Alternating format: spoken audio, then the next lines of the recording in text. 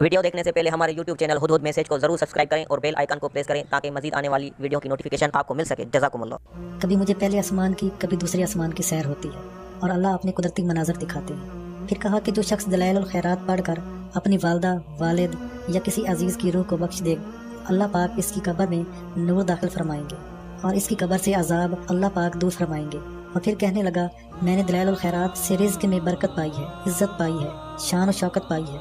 फरमाया, ला इलाज बीमारियों से दूरी पाई है। दलाइल खैरात से मैंने अल्लाह पाक की मोहब्बत पाई है, अल्लाह का नूर मिला है, अल्लाह का ताल्लुक़ मिला है। जिस दिन से मैंने दलाइल खैरात पढ़नी शुरू की है, मखलूक मेरी इज़्ज़त करती है और मेरा एहतराम करती है, और मखलूक के दिल में मेरी पजीराई है और मखलूक के दिल में अल्लाह ने मेरा इकराम डाल दिया। फरमाने लगे कि मैंने दलाइल खैरात को बहुत ज़्यादा दुनिया के मसाइल में, दुनिया की मुश्किलात में और दुनिया की परेशानियों में बहुत ज़्यादा बेहतर पाया है। एक अरसा हो गया है कि मेरी चाहत थी कि हज़रत ख्वाजा अवैस करनी रहमतुल्लाह अलैह की ज़ियारत करूं, इनसे मुलाकात करूं। इसकी एक वजह जहां इनके मनाक़िब हैं, अहादीस में इनका तज़किरा है, वहां एक वाक़या भी है। हुआ ये कि एक दफ़ा एक बुज़ुर्ग मेरे पास तशरीफ़ लाए और मुझसे फरमाने लगे कि कभी हज़रत अवैस करनी से मुलाकात की आपने? मैंने कहा, बस चाहत तो बहुत है, ख्वाहिश भी बहुत है। फरमाने लगे, अच्छा आंखें बंद करो, हम आपको अभी ज़ियारत करवाते हैं। ये इन दिनों की बात है, मैं अभी रूहानियत में पहला कदम रख रहा था। मैंने आंखें बंद की और मंजर देखा, और मंजर बहुत अनोखा था। मंजर ये था कि दूर पर एक रास्ता है, मैं इस पर चलता जा रहा हूँ। रास्ते के दाएं बाएं हर तरफ पत्थर है, वीराना है। कभी मुझे जंगली जानवर दौड़ते भागते नजर आते हैं, कभी सांप नजर आते हैं। एक गार थी, इसमें मुझे कुछ शेर नजर आए, इनके बच्चे खेलते हुए नजर आए, लेकिन मेरे दिल में कुछ खौफ नहीं। मैं पैदल चलता जा रहा हूँ, सख्त गर्मी है, मुझे पसीना आ रहा है। एक दो दफा पत्थर से मुझे ठोकर भी लगी, गिरते गिरते बचा। लेकिन एक मंजिल है जिसकी तरफ मैं कशां कशां चला जा रहा हूँ और मुझे महसूस होता है कि आगे मुझे मंजिल मिलने वाली है, अनोखी मंजिल पर पहुँचने वाला हूँ। इसी जज्बे के लिए मैं आगे बढ़ता चला गया। आगे एक बूढ़े बाबा जी बैठे लकड़ी की एक बड़ी तस्बीह लिए मुसलसल एक जिक्र कर रहे हैं, और वो मुझे जिक्र महसूस तो हुआ लेकिन नामालूम सा महसूस हुआ। मैं हैरान हुआ कि वो अपनी खुदी में बेखुद है। इन्हें दुनिया जहाँ की किसी चीज़ की कोई खबर नहीं, वो दुनिया जहाँ से बिल्कुल मदहोश, किसी चीज़ से इन्हें कोई सरोकार नहीं। बस वो मुसलसल जिक्र कर रहे हैं और तस्बीह पढ़ रहे हैं। हर पल हर सांस इसी पर लगे हुए और मुसलसल जिक्र तस्बीह कर रहे।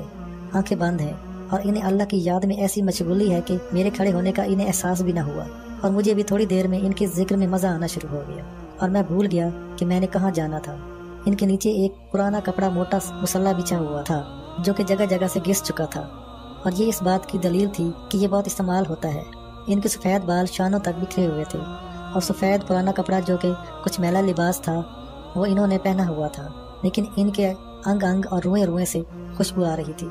मुझे इनकी खुशबू और इस जिक्र से मदहोशी सी होना शुरू हो गई और मैं महसूस कर रहा था कि मुझे इस जिक्र से बहुत लज्जत मिल रही है, बहुत सरूर मिल रहा है और बहुत चाशनी मिल रही है। मैंने भी वो जिक्र साथ करना शुरू कर दिया। बहुत देर मैं भी जिक्र करता रहा। आखिरकार इस मदोशी में बैठ गया और कुछ देर के बाद पहले अकड़ों बैठा, फिर थोड़ी देर के बाद दो जानू बैठ गया। वो दो जानू बैठने के बाद आखिरकार मैं मदोशी के आलम में सजदी की हालत में चला गया और मैं वही जिक्र करने लगा। नामालूम कितनी देर हो गई कि मैं जिक्र कर रहा था कि किसी ने मेरी पीठ पर थपकी दी और मुझे आवाज़ दी कि बाबा जी उठो। तो मैंने सर उठाया तो वही दरवेश थे, चेहरा नूरानी, आंखें लाल और इनकी सांसों से खुशबू आ रही थी। मैं हैरान इनके करीब पहुंचा। मैंने जाकर इनको अर्ज किया कि आप क्या जिक्र कर रहे हैं कि इस जिक्र ने मुझे इतना मदोश कर दिया। फरमाने लगे कि मैंने अल्लाह से दोस्ती लगाने का फ़ैसला किया और अल्लाह पाक ने फरमाया कि ऐ मेरे बंदे, अगर तू मुझसे दोस्ती करना चाहता है तो फिर मैं जैसे कहूँ वैसा कर। तो मैंने फ़ैसला कर लिया कि ऐ मेरे अल्लाह, मैं तेरे करीब आना चाहता हूँ, तो जो मुझे कहेगा मैं वो करूँगा। लिहाजा मैंने ये जिक्र करना शुरू कर दिया जो मुझे एक बुजुर्ग ने दिया था। मैं रोज़ाना चंद घंटे यहीं वीराने में आकर बैठता हूँ। साथ करीबी बस्ती है। इसने उंगली की तो मुझे दूर से इसकी बस्ती नज़र आना शुरू हो गई। मैं वहाँ रहता हूँ, कपड़ा बुनने का काम करता हूँ और मैंने फ़ैसला किया है कि अल्लाह को पाना है। इस बुजुर्ग ने मुझे अल्लाह को पाने का ये गुर दिया। जब से मैंने ये जिक्र करना शुरू किया, कायनात की सारी चीज़ें आंखों के सामने नज़र आना शुरू हो गई और मैं हैरान हूँ कि ये लफ्ज़ क्या थे। ये तो कायनात की ये अनोखे राज है।